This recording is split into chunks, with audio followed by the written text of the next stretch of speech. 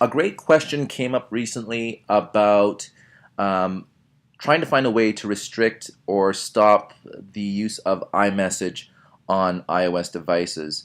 Again, this particular teacher was worried about the sending off of text messages to other iOS users from their own classroom iPad or iPod Touch. And yes, there is a way to restrict the use of iMessages from your iOS device, and it's a great way to illustrate how you can make changes in your settings part of your menu here and being able to lock down those changes using the restrictions in your general menu. Now, just to illustrate what we're talking about here, let's look at locking down the use of iMessage. So for example, I'm going to move down here in my settings. There's messages there. If I select that, you'll see that iMessage is actually turned on. And if I want to switch that off, I will just go here and turn off iMessage.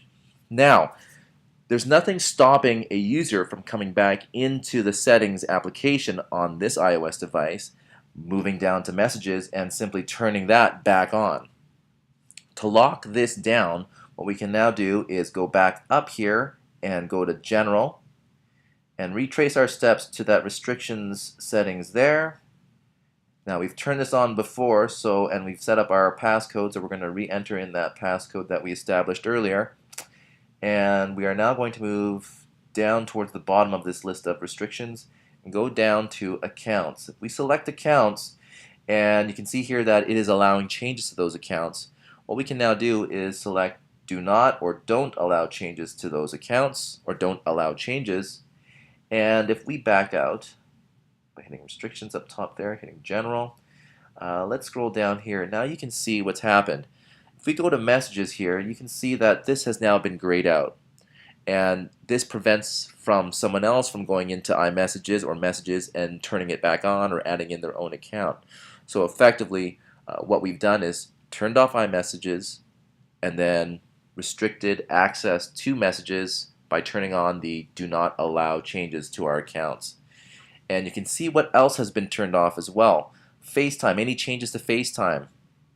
Access to iCloud has also been turned off. If we scroll down here, the integrated connections to Twitter, Facebook, Flickr, and Vimeo, those connections have also been restricted. So if you have already set up these accounts, or if you have not activated these accounts, by turning off or turning on the Do Not Allow changes in the restrictions part of our menu, you will see that these are no longer are no longer accessible, and as a result, a user cannot come back in here and try to activate these features or make changes to those features.